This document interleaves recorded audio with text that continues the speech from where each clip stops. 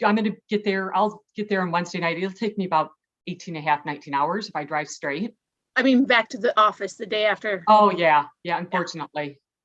I won't get into all the rules and all of the, because it'll make me sound bitter and jaded. So I'll just say, yes, I'm going to be back in the office and I'm super excited about it. Aaron? Okay. I lost Hello. you. Okay, I lost you guys for a minute. Something Okay. about a Are you feedback. back? I'm back. That was me getting connected to Oh, so is it? YouTube Live. So is Aaron. Aaron. We was are back. on there. So Okay. yeah, let's go ahead and get the webinar started. Okay, I'm going to click it. Click. I clicked. Take a pick. Okay, sorry, anybody who has a kids would know that line. And here they come. It's Here from they come. Diego. Don't know what that is. It's a kids show. Dora's cousin Diego. Oh, okay.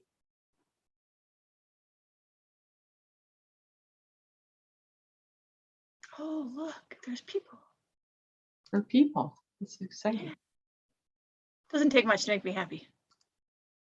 Well, you are in a very beautiful scenic location for the BA on the street. So we may have to change the title instead of BA on the street to, BA in the forest, some other. Hey, I am the adventurous BA, so this fits. Your next person might actually be on a street, so maybe you do have a picture of them with a street. Correct. I almost went on my deck, but then you'd have got all my clematis in the background. Who knows what kind of noise? That would have been pretty. Yeah, So you're the BA on the path. I am. Yeah, exactly. Well, welcome, everyone. We're very excited to have you here. Everybody's starting to come on in. Hi, Kathy. How are you tonight? I'm doing well, thank you. Great. And it looks like we have Cassandra and Amita, Felix, Jean-Claude, Mayer. If I'm saying your names wrong, let me know. I don't know how to say that. Well, welcome, everyone. Mayor's here. Oh, yeah, Mayor, great. Mayor attends a lot of our things. Excellent. As Jean-Claude and Felix. I've seen those names before. Okay, excellent. So welcome. So welcome to the Bluegrass chapter, IIBA Bluegrass chapter. BA is on the street with Retta Witter. Retta is not on the street today. She is on a path in the forest, and she'll explain shortly where that was at and all of her adventures. We welcome you to our new live event. It's our video series where we're meeting up with BAs to learn more about them and what they're doing and their activities, and just to generally have a nice conversation with our BA and everybody who's in attendance. So with that, Retta, let us give us a little bit of understanding about you. Tell us about your BA background, not just your background on your screen, but your actual business analyst background, and let us get to know you a little bit more. Well, welcome. Thank you. I'm glad you're to be here. I appreciate you guys that are here listening to me.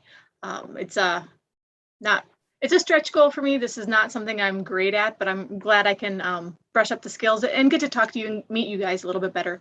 So a little bit about me. I graduated from college with a business degree in MIS, Management Information Systems, right around the Y2K scare. So we were dealing with tons of updating computer systems, ERP systems, so that there wouldn't be problems with going from the way they did their yearing, so we wouldn't have problems, right? So with that, my first job was implementing an ERP package. It was JD Edwards. However, because I had the business degree and I had the MIS degree, which is all about the computer side of it, I was a liaison between the business and the technical team. So I was really in the technical space to begin with. I did package builds and deploys. I designed servers based on regions so that the workflow, you'd had backup servers. If one went down, there was another spot that the work could go to, but I did a lot with job scheduling. When I started doing the job scheduling work, I did a lot more of talking to the business and making sure that their jobs were done in the right order. Anybody who's in the finance world, the first spot I had to start with to get it cleaned up was month end, quarter end, year end processing. They had it in one big jumble of jobs. And from that is when I really started realizing that what I was doing at the time was you're doing interviews, you're eliciting information for your requirements so I could figure out how to build their job chain, batch job scheduling, month-end processing, how you kick the users out, all of that kind of stuff in a feasible manner. So I did that for about 12 years. At that point in time, I was so specialized in my field in that software, there really wasn't anywhere for me to go. And I worked tons of nights and weekends. Anybody who deploys codes know, especially where I'm from, there's a lot of paper and manufacturing. You cannot take those systems down during the day. So it was all early morning or weekend work. And at the time I had a son who was about 5 and who's starting to get more adventurous and do more things. So I didn't want to be doing that anymore. I went back and got my master's, or started getting my master's degree. So I have a master's degree in business administration focusing on international studies, because we did so much with consultants, so much offshore work, just understanding the culture so I could be better at it was a key piece for me. When I did that, then I switched ERP systems, and I did that for another 5 years, working again as a liaison between the business, a little less technical, but still technical. So that was that portion of it. Probably the last, I'm going to say 5 years of my career has all been true business. I wouldn't say true business analyst. We all do it. It's not your title, it's what you do. I was much more in the business space where I'm documenting the requirements gathering. It was much broader. I got more in the warehouse space or operations space. Still stay away from finance space. That is not my bailiwick, but I did a lot of that kind of stuff. It gives a lot of flexibility with that. Wow, that's a really interesting background. You know, when you first started talking about it, and the interaction or the intersection between business and IT is such a critical space, and typically find a lot of people that don't think of themselves as a business analyst, that they actually gravitate almost naturally to that location, because you're taking your business side, you're taking your IT side, and having that wealth of knowledge to be able to tie them together, to integrate that information and move forward is really a critical skill to have that. And it sounds like with the Y2K, a lot of us can remember, I see some of the different pings going on with the zeros and the elevators. It was a really interesting time. And a lot of people came into the BA space or the IT space at that time, not because it was a first choice, but because it was a lot of things happening, and your skills from a subject matter expert, you were being pulled in. And kind of once you're in, you're in for, the long haul. And so, you talked about staying away from finance, but you probably have had a little bit of finance along with that. Now you talked about being on the business side. Is that where you're at right now, having gravitated from that IT middle ground? Actually, what I do right now is I'm a consultant. I go and I've specialized in implementing ERP packages for the 20 years I've been doing this, 20 plus years, right? So I've worked on JD Edwards, Oracle, SAP. I'm currently doing a D365, which is a Microsoft product, Right. implementing that. But instead of it being true technical, I'm not doing package builds and deploys, that kind of stuff. I'm not coordinating that anymore. I am truly doing more of the EDI. EDI is electronic data interchange. I do a lot of that with finance in the regards to bringing in invoices. So I do touch the space. If I have my choice and I'm not doing EDI, I'm much more skilled and have the experience in the operations, warehousing, transportation space. I know how to ask the right questions so I can float anywhere. I feel I ask better questions in my comfort zone. I can't ask the good questions in the finance space, or as good a questions as other people who have that finance background and then come into the IT space. Right. But with that background, I don't think anybody would even notice that. So with all of that rich experiences, is there any one of them or multiple ones that you really enjoyed the most? Or absolutely. So there was one when I was working at a global company. It was really pretty neat because we were trying to fill the trucks. So we would have multiple orders coming in via EDI, and it'd be bought by buyer. So a buyer who did the toilet paper products, or the buyer who did the baby products, they would send it in, but they would buy for all of the distribution centers. We have to split them up and put them on a truckload. And then we were graded by how full our trucks were. So we helped design a process that looked at the orders that were going to the distribution centers they needed to go to, then figure out how close we could fill the trucks. Not instead of having one full and one almost full, lowering the fill rate on the first one, so you had 2 full ones, and we got a higher vendor rating. Because of what we were able to automate, a woman who had been doing the job for about 10 years, doing this manually, what a horrible, that's a very manual process. She was actually able to feel comfortable to go on vacation. Oh, wow. And so, yeah, she's like, it was the first time in 5 or 10 years since she'd been doing the job that she was comfortable enough to go on vacation and not feel like she was going to get yelled at when she got back because everything was a mess. She was Right. so excited. She actually made me a rhubarb tart. That was one of my favorite stories. Oh, that's Yeah. so awesome. That Yes. is- But that to is know awesome. that you're making a difference in someone's life Right. so that they feel more comfortable to be able to take the vacation, to me, that was pretty neat. Wow, that's amazing. And as you were talking the story about filling trucks and you said toilet paper, I have to admit the first thing that came into my mind is like that had to have been really useful during the pandemic when there was a run in toilet paper, knowing that there were full trucks. So sorry, anybody who wanted to ask that question. Actually, We're grateful to you for making that happen. when we were working on, when that pandemic happened, our global availability to promise software ended up crashing because it was hacked so bad. Really. So it was a bad space to be in. And yeah. Wow. Wow. So, you're consulting the company that you work for right now. Why don't you tell us a little bit more about that? I don't think we got to hear enough about like the name of it and where you're located and all of that. And when we were talking about it before, I thought it was really interesting, how you work in that space. So could you tell us more about that? Sure. I work for a small boutique kind of consulting firm, the J. Geiger Consulting. We're in Appleton, Wisconsin. It's the Fox Valley, just south of Green Bay for anybody who knows the Green Bay Packers, or just north of Chicago, a couple hours for anybody who knows that kind of basic spot. But what we do is we specialize in ERP systems, innovation, that type of stuff. So we, depending on our customers, and we are a very rich manufacturing space. So we do a lot of paper manufacturing here in Northeast Wisconsin, like toilet paper, but we're very rich manufacturing space. A lot of transportation goes with when you manufacture stuff. So with that, I'm saying so a lot. I really should work on that, huh? What we do is we go in and we help people implement their ERP systems. So currently there are about 12 of us full-time employees. We are expanding quite a bit in the last 2 years. We've got a couple employees now in Illinois, 1 or 2 in Michigan, and we're always looking for solid people, whether it be development analysts, that type of stuff. Our internal development process is really neat. We've really embraced agile and scrums and true agile scrums where you're doing retrospectives and doing really good story grooming, that type of stuff. But when we go to a client, it depends on what the client's use is. So we've got to be very flexible on if they're doing waterfall or if they're doing agile or if they're doing the combination of the two. Somewhere along the lane.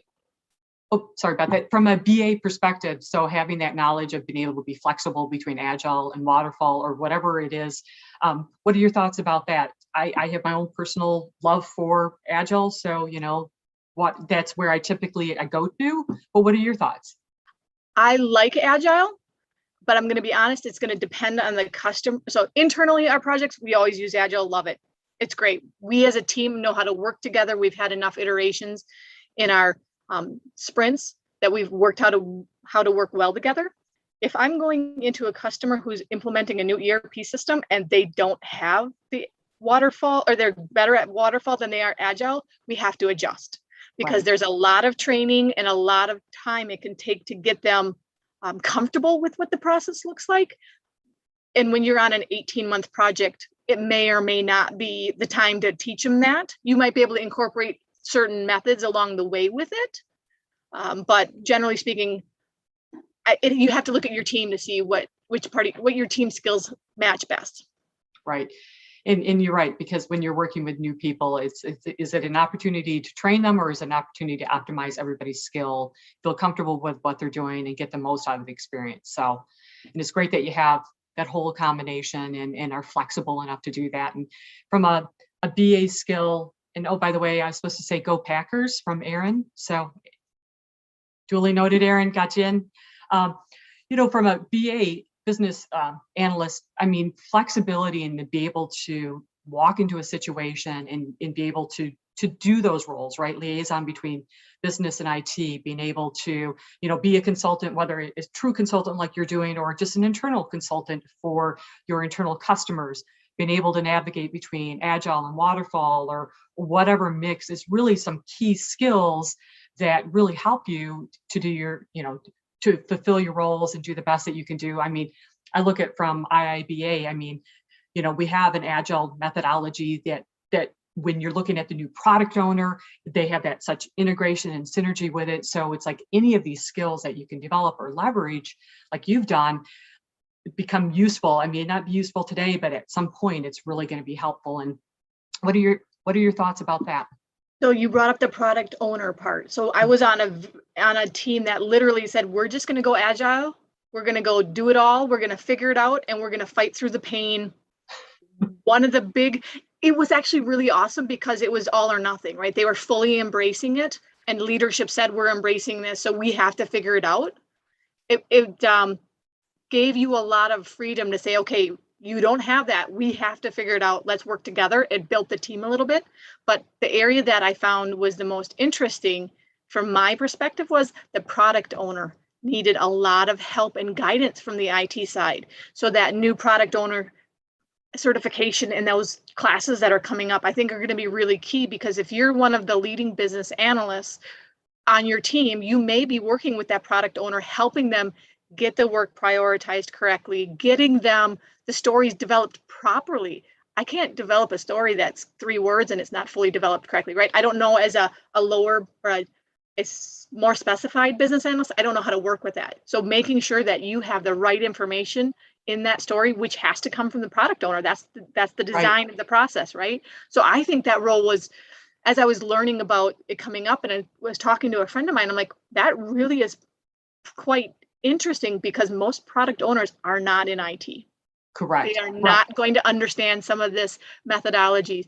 I'm reading a lot more that the businesses is starting to incorporate agile outside of the IT space, which is great, but generally it does start in the IT space. So being able to walk alongside that product owner and guide them through their questions and helping them is a really important upcoming skill, but a long-term skill that you can use in any layer that you're doing within the BA skill set.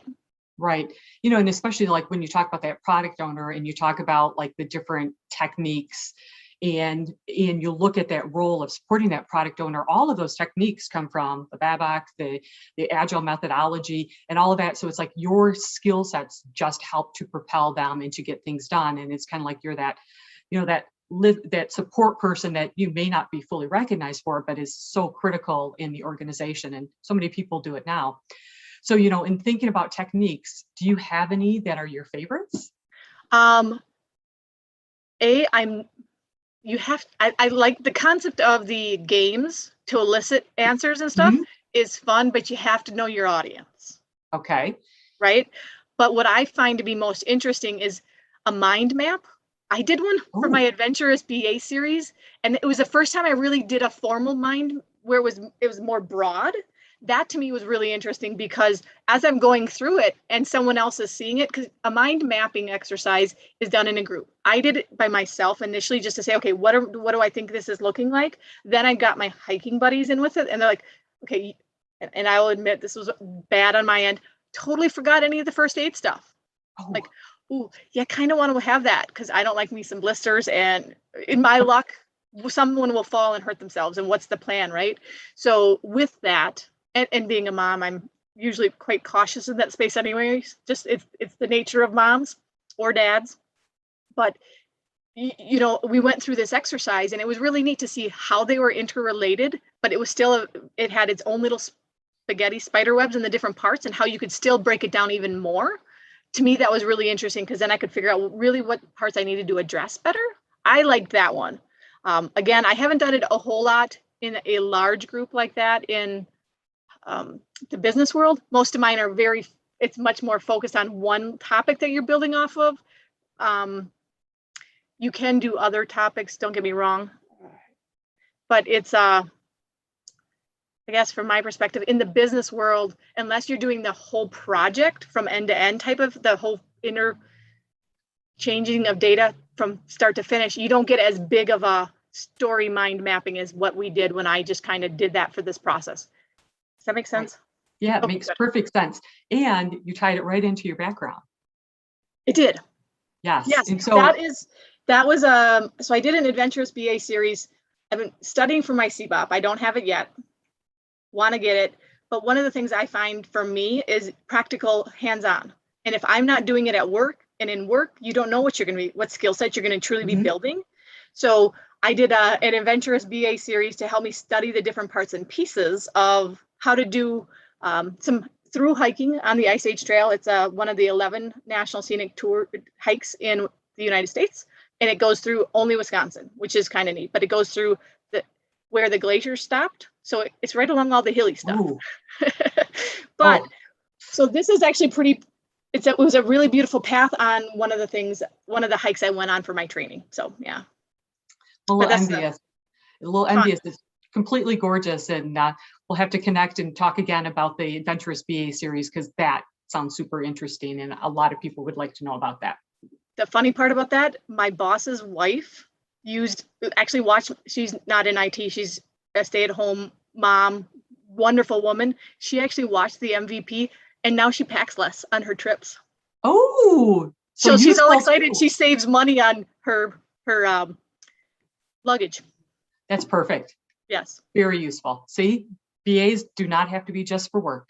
No. Be for real life situations. Perfect. So what, in thinking about like real life, you've had a broad, career, meaning doing lots of things, focused on various different areas, definitely bringing a lot of value to your customers and all of that. What do you feel, or what do you think is what is your greatest professional accomplishment as a BA or in that BA space? Teaching. Teaching. I think it's teaching. The project I'm on right now and some of the other projects, when you're coming alongside a business person and you're walking alongside with them through a project, you're teaching them how to do things better. You're helping them to make their job easier. Oh, You're yeah. making a difference in their personal life. Like the young woman who wasn't able to feel comfortable taking vacations. How many of us have been there that it's more work to go on vacation because you got to get everything prepped, and then you come back from Mhm. vacation, it's all. So being able to make a difference in people's lives. I know that sounds extremely cheesy, but you do. One of the companies I worked for makes firefighting equipment. Who Oh, doesn't wow. want to help to make a product that saves lives, helps people, and usually it's not on a good day of theirs, right? It Right. makes a difference. It helps with the firefighters, it helps all of that kind of stuff. So I don't think I could pick one, but teaching is my favorite thing to do. But knowing I'm making people's lives better, as cheesy as that truly sounds, the work I've done does. So to me, that is the coolest part. I love that. Especially being a mom and a wife who likes to be active with the family. My husband's in IT too. He does servers. So when there's an outage, I understand, but they aren't usually at noon on a Wednesday. It's No, 2 no. o'clock on a Saturday morning or something along those lines. So being able to make people's lives better. I worked at a company one time where they took the system down inadvertently. Hourly employees had to go home. They couldn't get paid. Oh, that's not good. No. So, being able to get that back up and get them working again so they could get their pay check was a big deal. Cool. And you talk about teaching and your love for teaching. Why don't you tell us a little bit about your new role in the Bluegrass IIB chapter, because it's just perfect segue into it. The Bluegrass chapter. Am I pointing in the right direction here? You're all good. It's right behind All right. you. I'm trying here. So I was asked if I would be willing to run for the Vice President of Professional Development. I am in Wisconsin. Obviously, the Bluegrass chapter is generally not. When I was looking to help expand my skills and get better at what I was doing, I was so impressed with the Bluegrass chapter's classes and even the seminars, just the discussions like this where I got to learn, and it usually was in small enough chunks that I could take a half hour here or an hour lunch or something like that without taking away from my family or impacting my job. So what I will be doing officially as of July 1st, I will be the Vice President of Professional Development. I'm taking over from Aaron Wittenberger, who has big shoes to fill, amazing job of what he's done with that space. Amazing. But he's teaching me that BA skill again, teaching me how to do it. And I want to make sure that I'm helping the community the way I've been helped. Right. So that's what I'll be doing for the next 2 years at least. Fantastic. We're super excited to have you in that role. Aaron, he's on the line. You want to tell us a little bit about all the exciting things that you're going to teach Retta about? I'm going to put him on the spot. No, go ahead, lady. No, All right, well, we've thank you actually for that.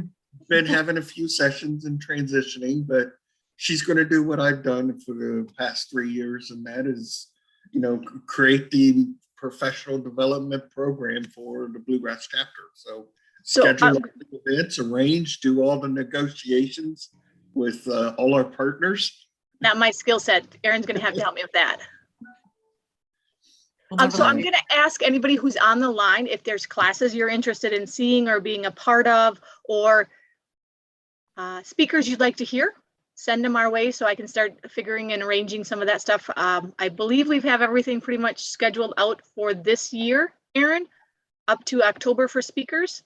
So we we still are open for November and December. But yes, and then all of the next year and a half after that. So if there's topics you're interested in, let me know. You can send any suggestions to professional@bluegrass.iiba.org.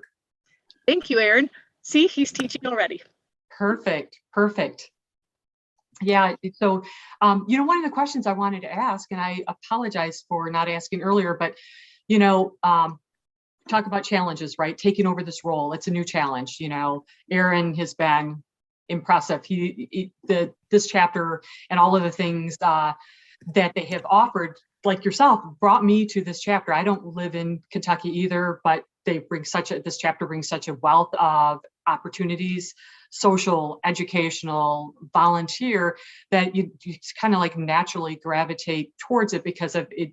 You don't have to be in Kentucky to actually join this chapter and to participate in all the training and all of that. But, so when you talk about challenges, okay, you have a new challenge ahead of you as far as your new role, but what about your role, your challenges in your daily BA work? And so I apologize for not asking that. That's okay.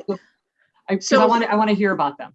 So one of the biggest challenge I'm facing on the project I'm on right now, or I will say is, I'm not gonna say decision paralysis, but they're looking at the big picture so much, they don't know where to start. So I've actually got some of my business leads starting to talk about, okay, what's the elephant we're going to try and what chunk of the elephant are we going to try and bite today, right? Instead of looking at the concept of how do you eat an elephant one bite at a time? So how do you implement this massive a system little by little? And you focus on one little part. We're really, really focusing right now on minimal viable product. The fact that we will get some minimal viable MVP for some of the EDI stuff that we haven't been able to get very far on in the past a few years on the project. This is they're very excited about that, but they're also able to really focus on what key pieces of data do I have in that space, right? Because if invoicing is one of the big areas that's a challenge right now, because they have 5 different invoices coming in from one vendor in EDI. How do I know which type of invoice it is coming into me? Right. So it's a matter of, okay, let's focus on this type. What's the key pieces of data for you need to know about this type? Let's build off of that. Instead of trying to map all 5 at once, I'm mapping one at a time. It's different, it's a challenge, and it's a constant reminder in almost every meeting we're in. It's getting better, but it's a constant reminder. We're focusing on this vendor and this type of invoice. Let's make sure we've got this. Then we'll build off of that. The next step. And then we'll have 2 of the 5 done. Right. So that's one of the biggest challenges is they can get overwhelmed pretty easy when you look at the big picture of what we're trying to do. Right. That's great advice. I mean, so often you have that fear, right? You have that, we have to accomplish it all. We have to be successful. We want to get to done sooner than later, and then being able to focus them on like, okay, let's do this, focus here, focus there. And, when you bring up the MVP, we had some spirited conversations this last week about MVP. Yes. In part, because it's an interesting topic, but also too, it is part of the product ownership as well as the agile. So, you talk about minimum viable product, viable marketable product and all of that. So that's going to be some interesting conversations to hear more about, because there's been a lot of discussions about what they truly mean from a pure like line item definition, but how you're to describing it like in the real world, like what does it really mean and how do you communicate that to people? So one of the things we've discovered this week was when we were doing minimal viable product, we discovered we don't know how it's getting into the old system, right? So we have a new system, we have an old system. The old system will be up for a little bit because they're not cutting all the warehouses over at once. So how do we get it over there? And they're trying to redesign it. I'm like, no, that's minimal viable product +2, right? That'll be, we already have the +1. The next one we're going to work on, that's the +2. We'll get it slated in the backlog for us to start working on when we get to that point in time. So to me, and actually Eastern Iowa BA group had a really interesting MVP meeting yesterday on what that was over lunch hour. Oh, great. Yeah. So there's these topics, if you look around, you can find all kinds of different conversations to listen to and get the perspectives on. Right. Yeah, I've been finding at work that same thing that you're talking about, where, people want to get there. They want it to happen. They want it to be more than a minimal viable product. And whether they try to convince you that you're going to give them more, you really do have to use your BA skills throughout that understanding of IT and business, being able to be the liaison, being able to understand how to work with them, to convince and coach them to, like stay the course. This is a process.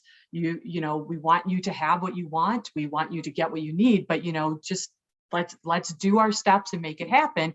Sometimes it doesn't sound as interesting to people, but at the end of the day, they do appreciate the skills and the manner in which you drive them forward, because they ultimately get it sooner than later by following an approach instead of just going all gangbusters and munching on that elephant. Well, right, the whole thing. Well, the one thing that's really cool about that too is as they see how you're doing it and the techniques they're using it, they relax more and you get a much less stressed out, because they understand, okay, in 2 sprints, we'll be talking about that MVP +2.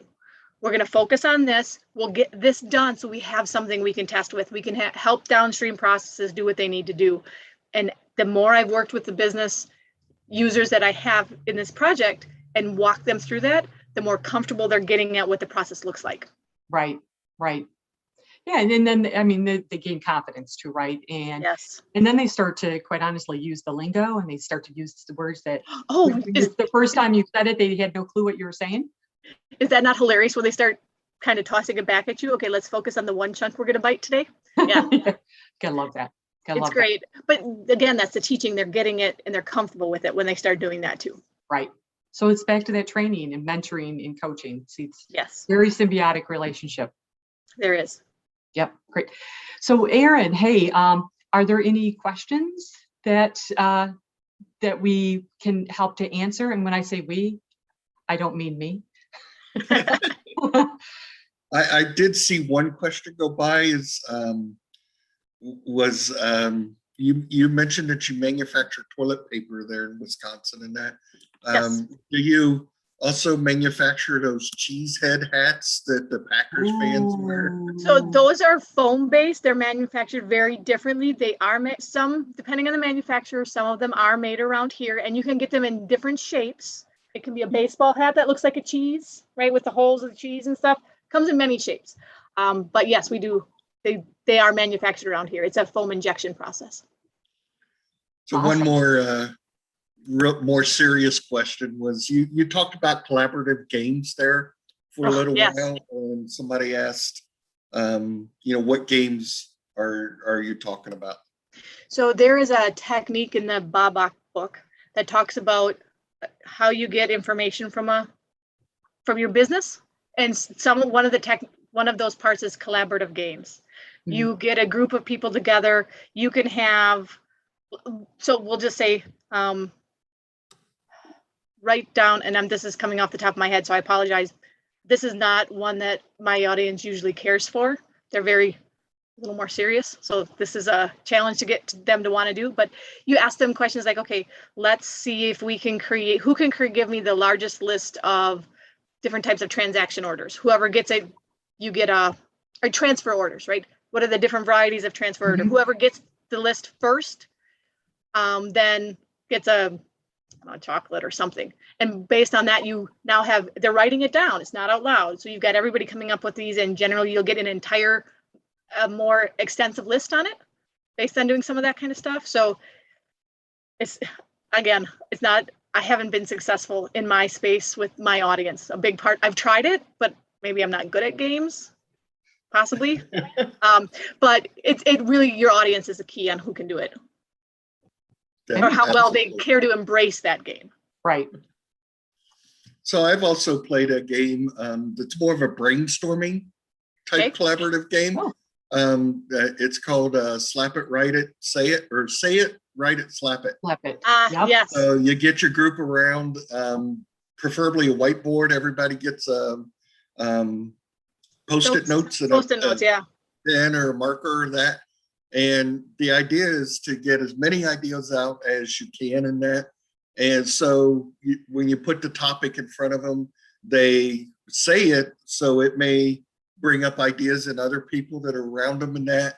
Write it on your Post-it note and slap it on the whiteboard. And then you can rearrange them, and categorize them afterwards and that, but don't judge, get as many ideas out at first. I went to a training, it was a conference for BAs and that. We played a collaborative game that was called Post a Path. And we had to post the steps in drying your clothes or doing your laundry. Ooh, that sounds And like I remember, so everybody, we had to Post-it notes and a white sheet of paper on the wall, and everybody got to put what their path would be in that. I just remember that our teacher in that said we all were going to burn down our house, but because nobody checked the lint trap. Ooh, that's true. And that sounds like a perfect social event. We just had our community poll. To me, this sounds like a fun event with a virtual whiteboard. So stay tuned for me taking another one of your great ideas, Aaron, and trying to make it real. So Mayor would like to know, as a consultant BA, do you think more companies are moving to Agile? Yes, I can tell you that for a fact is happening. At least in the Northeast Wisconsin, is definitely happening. What we're seeing is the turnaround time is faster, so you can get things to live faster. You can get the basics of what they want, and the system. So my boss is updating the system I implemented 22, 23 years ago, right? They haven't updated it since then because it was so customized. So, but with that, they're trying to do it a little bit more agile based, and replacing a complete ERP system, they were able to get done, a 20-plus-year-old, very customized system, 18 months, the go live is over 4th of July. And that's with some very extensive testing, a lot of negotiations. Let's be realistic. There was a ton of negotiations with that stuff, but they were able to see and get the turnaround, and the customers loved it so much because they were able to see it. There's something about seeing what you want and what you're trying to do. So many people are visual that way. So to me, they found that was very beneficial. I'm seeing a lot of companies starting some of their smaller projects on that to see how it works in their company, how to make it work, that type of stuff. And then it's been expanding. If one group really gets good at it and they're super excited about it, that energy spreads. So yes, I am seeing a lot more of that. Right. And especially, like you brought up the modeling or the prototyping or proof of concept. So many people are visual, and being able to use that approach helps them to see it and understand, and that fail fast concept, because they may give you the requirements, you may do all of your great BA techniques, but until they see something about it, it just isn't real yet. So that's great insights. Think about a website that you're trying to do. If you're implementing a new website for the company, what you think it's going to look like and what it actually looks like and how it interacts with the user, that user interface is really key. Is it user friendly? You'll find out pretty fast when people start testing and they're like, well, this is stupid. I don't like this here. I don't like having to do this. You get to see it and you can adjust faster because you aren't rock set in what your requirements are. And you don't have to go through that change process then to go back and get those requirements updated. And that just takes time and is a lot of paperwork. or can be, depending on your company's use of standards. That's So if awesome. anybody has any other questions, please put them in the chat, or, unmute yourself and ask her with your voice.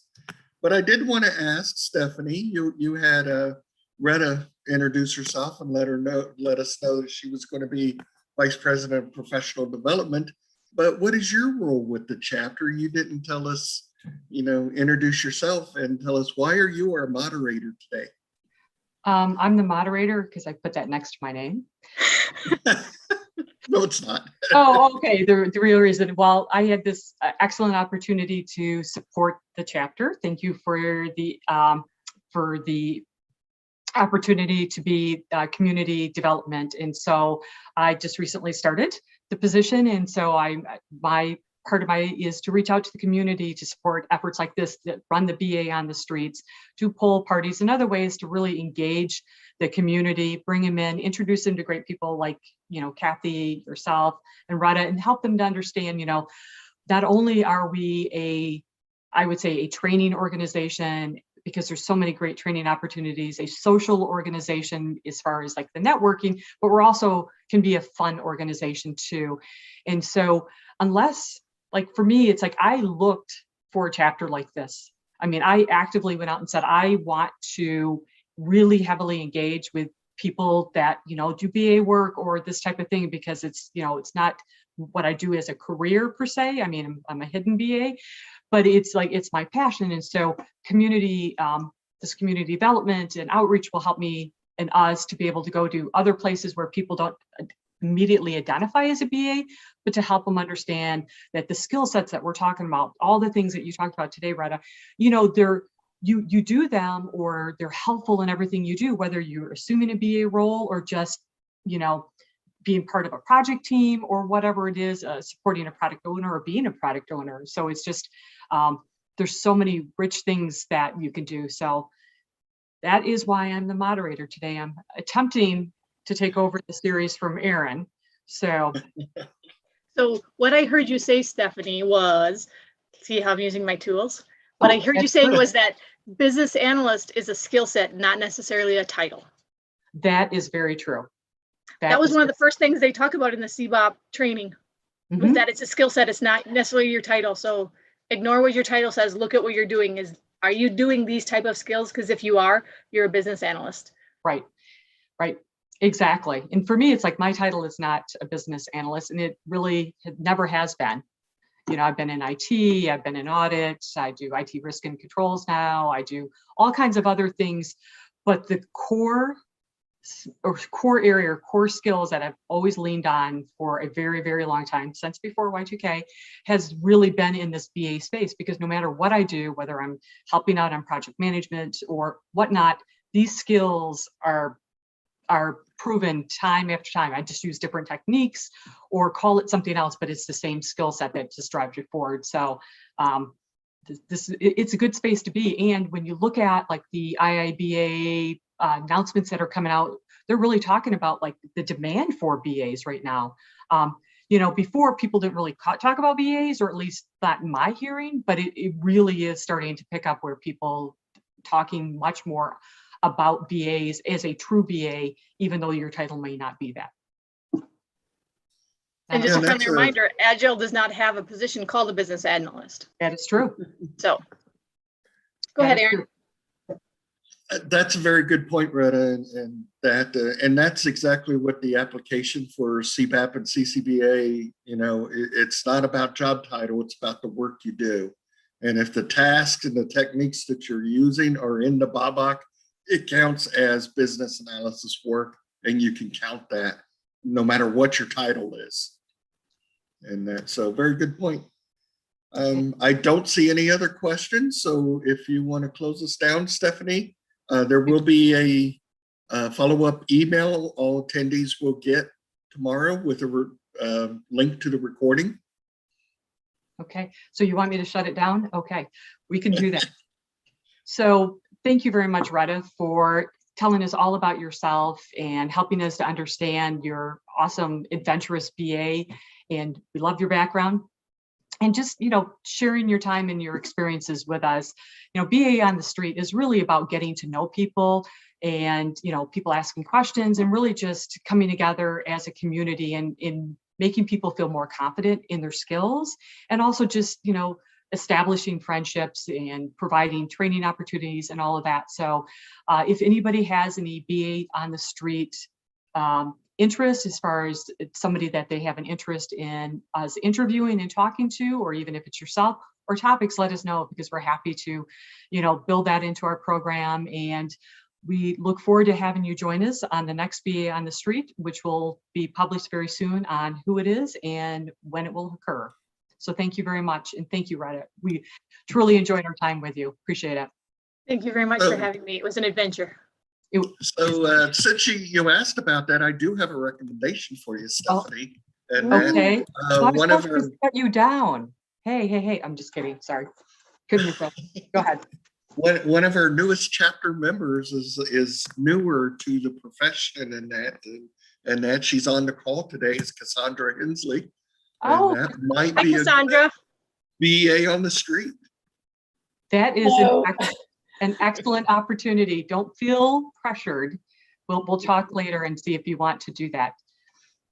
We'll figure it out. That's a So great I will idea. say, and I think that Kathy, who is president of the chapter, will echo my same comments.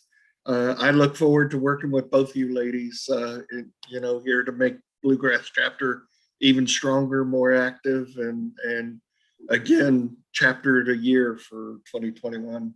Yes, Thank you for creating absolutely. such an awesome chapter for us to find. Right. Exactly. We're just We've inherited a really awesome ship. We just have to keep making sure we keep going the right direction. That is correct. So keep us in line. And once again, thank you everyone for joining tonight. We do appreciate it. And, your questions were great, and feel free the next time when you join, if you need to chime in at the end, or, we welcome to hear your voices too, as well as just your questions. Let's make this interactive, and have a great week. Thanks, guys. Thanks. Bye. Take Thank care. you.